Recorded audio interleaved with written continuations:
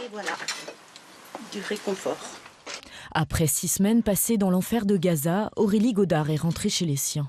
Depuis près de 10 ans, cette anesthésiste partage son temps entre l'hôpital public et ses missions humanitaires pour Médecins sans frontières. Mais les 2 dernières dans la bande de Gaza l'ont particulièrement marquée. Sur cette vidéo, son trajet quotidien pour se rendre à l'hôpital de Nasser à Khan Younis.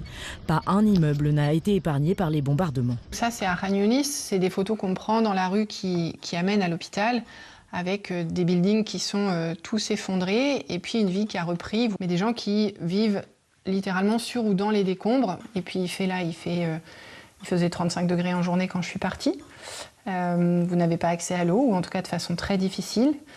Donc c'est des conditions de vie qui sont désastreuses, qui font le lit d'épidémies. Là, il y a eu hier des problèmes d'évacuation des eaux usées à Khan Younis, avec une marée d'eau et de déchets qui ont envahi les rues et les habitats de fortune.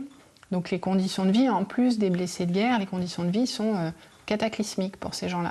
Depuis près d'1 mois, le point de passage entre l'Égypte et la bande de Gaza est fermé. En découle une pénurie globale qui contraint souvent Aurélie et son équipe d'une trentaine de soignants à faire des choix difficiles. Par exemple, il y a des malades dont on sait qu'ils ont des brûlures très graves, mais c'est des malades pour qui on est amené à passer en soins palliatifs de façon plus précoce ou plus anticipée que ce qu'on le ferait normalement, parce qu'on sait qu'effectivement les chances de survie et le temps, l'énergie, les ressources qu'on va donner à un malade, peut-être pourraient servir à 10 autres patients. Chaque mois, les équipes de Médecins sans frontières réalisent environ 250 opérations chirurgicales.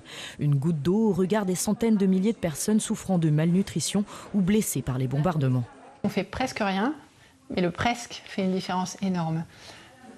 Évidemment, pour ces quelques patients, et puis ça fait du sens aussi, je dirais à un niveau plus large, pour nos équipes palestiniennes et la population palestinienne. On vient, on vous voit, et quand on rentre, on en parle, et donc le monde ne vous a pas oublié, quoi. Aurélie et ses équipes, derniers témoins du chaos humanitaire à Gaza.